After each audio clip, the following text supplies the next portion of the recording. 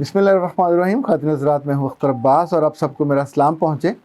हमें ज़िंदगी में बहुत से अजीबोगरीब लोगों से वास्ता पड़ता है। उसमें से कुछ लोग ऐसे होते हैं जिनके बारे में हम बाद में कहते हैं बहुत ही तंग नज़र आदमी है।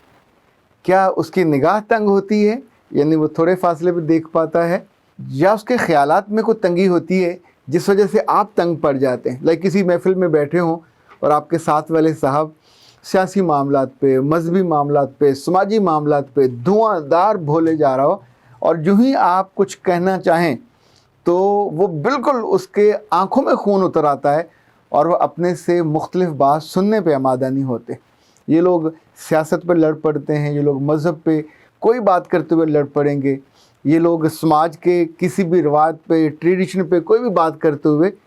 इनके लिए दूसरा आदमी जाहिल है, इनके लिए दूसरे का नुक्ता निगाह एक निकम्मा और नाकाबिल कबूल है। ये लोग अगर घर पे हों तो उसके नतीजे में इनकी बीवियाँ, इनके बच्चे, इनके बहन भाई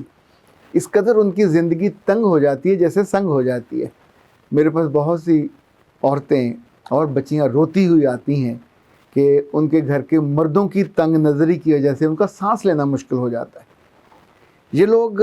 बड़े शहरों में भी होते हैं, छोटे शहरों में भी होते हैं। इन्होंने सिर्फ अपने ख़यालात को ओढ़ा हुआ होता है। ये अपने ख़यालात को बरहक समझते हैं, बाकी हर ख़याल को बातिल समझते हैं, और इनका अपना इल्म आमतौर पे बहुत बड़ा नहीं होता। ये याद रखिएगा, इल्म हमेशा आपको वुसअत नज़र देता है, वुसअत क़ल्ब देता है। आपका दिल बड़ा होता है, आपकी निगाह बड़ी होती है। कम इल्मी है जो आपको तंग नज़र बनाती है। इनकी तंग नज़री दफातर में इनके लिए ज़िंदगी ख़राब करती है, पर ये दूसरों की ज़िंदगी ख़राब करते हैं। एक दफ़ा इनको कोई नापसंद आ जाए तो फिर उसके बारे में ये राय पक्की करके जहाँ जहाँ इनको मौका मिलेगा उसको नुकसान पहुँचाने लगते हैं। ये तंग नज़र लोग अगर हमारे दफातर में हों, हमारे बिज़नेस में हों, जहाँ भी वर्क प्लेस पे, तो कोशिश करें कि इनके साथ कभी सियासी मौजू पे बात ना करें। अगर ये ख़वातीन हैं तो कभी इनके साथ मजहबी मौजू पे बात ना करें, क्योंकि ख़वातीन की आम तौर पे जो मालूमात है वो बहुत लिमिटेड होती है, पढ़ाई नहीं होता। और अगर किसी ने दीनी तालीम हासिल की भी है तो वो खुशबख्त होगी या होगा कि जिसका दिल बड़ा हो, जिसका ज़र्फ़ बड़ा हो, वरना ये आम तौर पे कुएं के मेंढक बन जाते हैं और अपनी राय से या अपनी जो किताब पढ़ी है उससे हट के बात करने वाले, रेफरेंस देने वाले, सोचने वाले हर एक को ये ना सिर्फ अधूरा समझते हैं बल्कि उनको गर्दन ज़दनी भी समझते हैं। उनके बारे में इनकी राय बहुत सख्त होती है। इनके साथ गुफ्तगू करना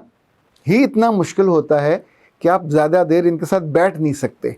आने वाले वर्षों में आपको ऐसे लोगों से मज़ीद वास्ता पड़ेगा, तो मैंने सोचा कि आपसे हम इस मौजू पे क्यों ना बात की जाए कि जब जब ऐसे लोगों से वास्ता पड़े किसी महफ़िल में, किसी तकरीब में, तो कुछ देर के बाद आपको वो जगह छोड़ देनी चाहिए, क्योंकि वहाँ से फिर दिल पे बोझ लेके जब उठेंगे या लड़के उठेंगे तो ज़्यादा तकलीफ़ दे बात होती है। इसी तौर पे बाज़ हमारे रिश्ते जो हमारे आसपास होते हैं वो भी तंगदिली का शिकार होते हैं। वो तो ज़रा सी चीज़ को आगे पीछे कर दें तो उन्हें तकलीफ़ शुरू हो जाती है, ताल्लुकात ख़राब हो जाते हैं, उनका चेहरा, रिफ्लेक्शन सारे बदल जाते हैं। ये तंग नज़री और तंग दिली इनफैक्ट ज़िंदगी के हुस्न को खा जाती है, ताल्लुकात के हुस्न को खा जाती है। ये तंग नज़री हमारी तारीख़ में भी रही है, ये अब भी है, ये आने वाले वक्तों में भी रहेगी। अगर आप इस तकलीफ़ से अपनी नस्ल को बचाना चाहते हैं तो फिर अपने बच्चों पे और अपनी बेटियों पे थोड़ी सी तवज्जो दीजिए। एक जो बहुत बड़ा इसका सिम्टम है, अगर कोई बच्चा या बच्ची ये कहे कि मेरी माँ ने तो हमेशा मुझ पे जुल्म किया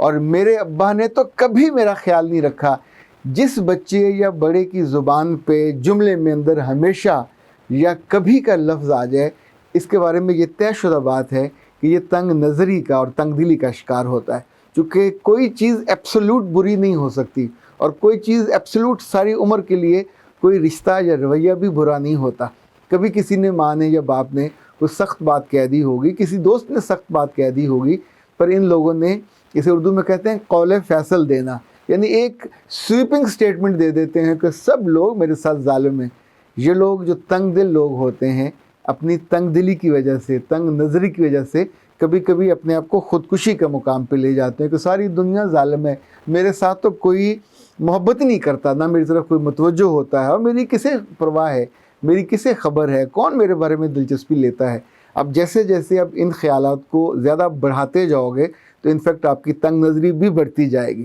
دوسرا سمٹم یہ ہے کہ اگر آپ کے بچے اور بچیاں کسی دوسرے کی بات کو نہیں سنتے اور اپنی بات پہ ہی زور اصرار، تو پھر اس کا مطلب یہ ہے کہ وہ تنگ نظری کے مرض کا شکار ہو چکے ہیں، ان کو ایڈریس کرنا پڑے گا۔ تیسری بات، اگر کوئی دوسرے کو بات کرتے ہوئے روک دے اور ٹوک دے اور پھر پوری شدت کے ساتھ اپنی دلیل اور اپنی بات کو ان پہ ٹھونسے، ان پہ غالب کرنے کی کوشش کرے آواز اونچی کر کے، تو عام طور پہ یہ بھی اپنی رائے پہ بے جا اصرار کرنے والے، اپنی مذہبی کسی بات پہ بے جا نہ صرف اصرار کرنے والے بلکہ دوسرے کو پھر گھورنے والے، اس کے ایمان اور اس کی آخرت تک کا فیصلہ خود ہی کر دینے والے۔ اچھا، میرے پاس چونکہ ماں باپ کی بہت ساری شکایات آتی ہیں تو میں کبھی کبھی یہ سوچتا ہوں کہ ماں باپ کا تو ہم کچھ نہیں کر سکتے، ہم اپنا کچھ کر سکتے ہیں یا اپنے بچوں کا کچھ کر سکتے ہیں، ہم شاید دوستوں کا بھی کبھی کچھ نہیں کر سکتے یا ان کو بدل نہیں سکتے۔ جب کسی کی طرف تنگ نظری کا پرابلم ہو، یا تو یہ اس کے بارے میں پوری اسٹریٹجی بنا کے اس کے دل کو، اس کی نگاہ کو پڑھنے کے لیے، کچھ اسے ملنے کے لیے، کچھ اس پہ دل پہ جگہ پانے کے لیے، چونکہ یہ جو رائے ہے یہ بھی کانٹوں کی طرح ہوتی ہے، اس کے ساتھ گزارا کرنا آسان نہیں ہوتا۔ پچھلے دنوں میری سالگرہ کے موقع پہ جب بہت سارے دوست آئے ہوئے تھے تو ہمارے بڑے پیارے جو کالم نگار ہیں اور 92 سنڈے میگزین کے ایڈیٹر ہیں عامر خاکوانی، انہوں نے ایک عجیب سی بات کہی۔ انہوں نے کہا کہ جب ہم دوستوں میں بیٹھتے ہیں تو کچھ لوگ ظاہر مسلم لیگ نون کی بات کر رہے ہوتے ہیں، کچھ پی ٹی آئی کی بات کر رہے ہوتے ہیں، کچھ جماعت اسلامی کی بات کر رہے ہوتے ہیں، تو اگر اختر عباس کا کسی سے اختلاف ہو یا اس کی بات اس کو پسند نہ آ رہی ہو تو یہ بہت سلیقے سے وہاں خاموش رہتا ہے اور ان سے رزسٹ کر کے یا لڑنے والی فیز میں نہیں جاتا، جو کہ ہم عام طور پہ چلے جاتے ہیں۔ انفیکٹ یہ بھی وقت کے ساتھ ساتھ میں نے سیکھا، اس لمحے آپ اپنے آپ کو یا تو بالکل توے پہ بٹھا لیں اور اپنے آپ پہ واجب کر لیں کہ اگر کسی لیڈر کو آپ پسند کرتے ہو دوسرا پسند نہیں کر تو آپ اسے پھر لڑیں اور اس پہ چڑھ دوڑیں اور اس کی بات کا بالکل تردید کریں۔ ہمارے دوست ہیں اصغر عبداللہ صاحب، ایکسپریس میں کالم لکھتے ہیں، ان کو پرویز الہی اور چودھری شجاعت الہی کی جو فیملی ہے وہ پسند ہے۔ اب اس بات کو میں جانتا ہوں، جب وہ بات کر رہے ہوتے ہیں تو انہوں نے ان سے جو دوسرے لوگ ہیں میاں فیملی یا دوسرے لوگ، ان کو انہوں نے کنڈیم کرنا ہوتا ہے اور اپنے جو ان کو پسند ہے۔ جب اس بات کو آپ نے جان لیا تو پھر آپ اس لمحے اپنے آپ کو ڈفرینس آف اوپینین کے ساتھ دوسرے سے دور نہیں کرتے، آپ ان کی بات کو سنتے ہیں، مزے کرتے ہیں، مسکراتے ہیں، اور اگر اس میں کچھ اور واقعہ اضافہ ہوا ہو تو آپ انہیں یاد بھی دلا دیتے ہیں کہ ہاں یہ نئی بات ہے، ورنہ اس سے پہلے تو جتنی باتیں آپ نے وہ کر رہے ہوتے ہیں آپ کو عرصے سے پتہ ہوتا ہے کہ یہ ایک بات پہ رکے ہوئے ہیں۔ تو ان رکے ہوئے لوگوں کے ساتھ اگر آپ لڑیں گے تو تب اپنا تعلق خراب کر لے بیٹھیں گے۔ تو اگر آپ نے ان کو ساتھ لے کے چلنا ہوتا ہے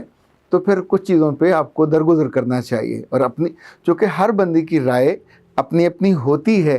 تنگ نظری وہاں سے شروع ہوتی ہے جہاں ہم اس کی رائے کی وجہ سے ہم لوگوں سے تعلقات خراب کر لیں، رشتے خراب کر لیں۔ اگر ہم امیکیبلی اپنی سوشل سیٹ اپ میں دوستوں کو لے کے چل رہے ہوتے، اس کا مطلب ہے ہمارا جو ظرف ہے وہ بہتر ہے اور ہم لوگوں کو اکاموڈیٹ کر سکتے ہیں، ورنہ تو آپ ایک کنویں میں ہیں، کنویں مینڈک کی طرح، مینڈک کو صرف اپنی آواز سنائی دیتی ہے، باقی مینڈکوں کو سنائی دیتی ہے، اسے تو کسی انسان کی کسی اور چیز کی آواز نہ وہاں جاتی ہے اور نہ وہاں اس کو سنائی دیتی ہے۔ خاطر حضرات، تنگ نظری کا شکار لوگوں کا جائزہ لیتے ہوئے میرا خیال ایک لمحے کو اگر ہم رک کے دیکھیں کہ کہیں اس لفظ کے ساتھ ہمارا اپنا نام تو نہیں جڑا ہوا،